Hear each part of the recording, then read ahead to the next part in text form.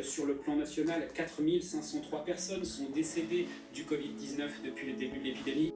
Hier soir, ce sont les premiers chiffres officiels des décès liés au Covid-19 dans les établissements qui accueillent des personnes âgées qui ont été communiqués. 884 morts, un premier bilan officiel mais pas définitif. Toutes les données n'ont pas encore été collectées. À Sillingy, en Savoie, un des premiers foyers de l'épidémie dans notre pays.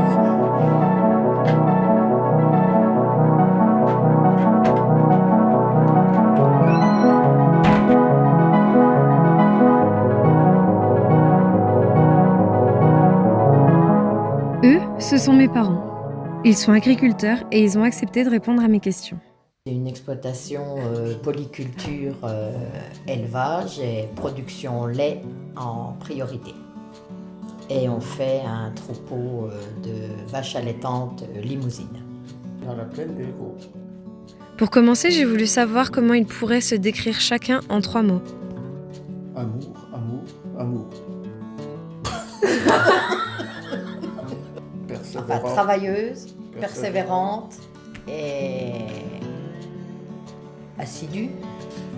Persévérant et puis intègre. Voilà. En ces périodes difficiles où l'agriculture et la médecine sont au centre des discussions, se sentent-ils soutenus par le gouvernement et par les Français ? Soutenu, c'est le terme, non, je dirais on verra dans l'avenir, quoi, je dirais. Aujourd'hui, tout est un peu dans l'urgence. Personne ne sait trop où on va.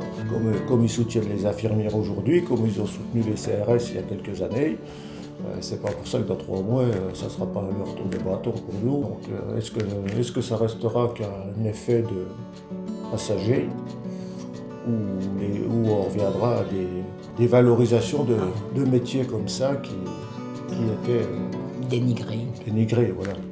Cependant, l'agriculture reste un des milieux les plus critiqués. Je voulais donc savoir ce qu'ils pensaient de l'agribashing. En avaient-ils marre ? Marre de tout. On en a marre de tout. C'est navrant, c'est désolant, je ne sais pas s'ils ont ça à faire.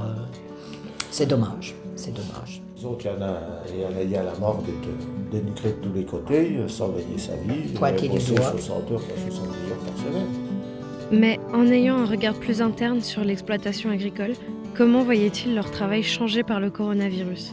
On n'est pas, je dirais, pris par les mesures de confinement obligatoires, simplement on fait le minimum.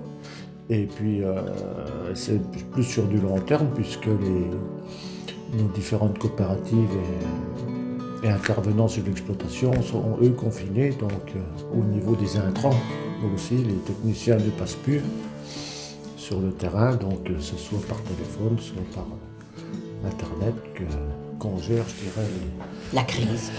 Voilà, les décisions à prendre, quoi. Oui. Donc on est autonome, on peut se débrouiller par nous-mêmes, oui. On arrive à avoir... On peut tenir un délai, je dirais, à moyen terme.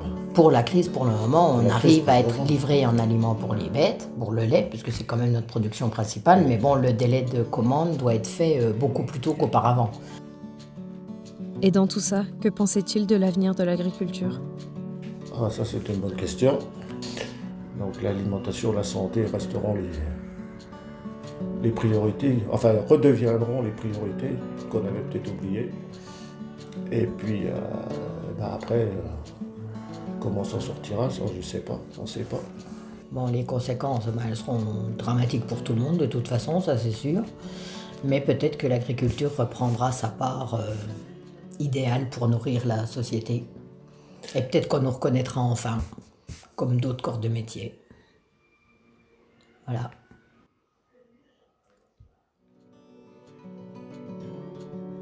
Et l'avenir de l'agriculture biologique ? L'agriculture bio, c'est toujours possible. Le problème, c'est d'y mettre les moyens. Que les gens y mettent ça. On en revient toujours à la même chose. C'est que quand les gens auront compris qu'il faut payer sa bouffe, ils n'auront pas les loisirs. Ils n'ont pas les loisirs. Parce que là, personne ne court au ski, là. Tout le monde cherche de la bouffe, là. Mais pour moi, ça sera trop tard puisque j'approche la retraite. Avec ma petite retraite de rien du tout, là. Donc voilà, ça sera les successeurs. Combien ta retraite ? 653 €. Pour combien d'années de travail ? 38 ans, 40 ans, 40 ans. À combien d'heures par semaine? À 60 heures. Oh, largement. Oui, en moyenne, on va dire. Ouais. C'est pour ça qu'il faut aussi que l'État mette les moyens où il faut, dans les secteurs primordiaux, l'alimentation, la santé. On va peut-être être mal barré parce que les sous vont peut-être partir justement dans la recherche, pour les vaccins, pour la sécurité sanitaire des gens, et peut-être que ça sera des sous qui seront peut-être plus sur la PAC agricole. Mais dans ce cas-là, il faudra que les gens achètent au juste prix leur alimentation. Donc celui qui voudra consommer plus blanc que blanc, il faudra qu'il mette le prix. C'est pas la PAC qui devra le payer à sa place. C'est ce qu'on avait pris l'habitude depuis 30 ans.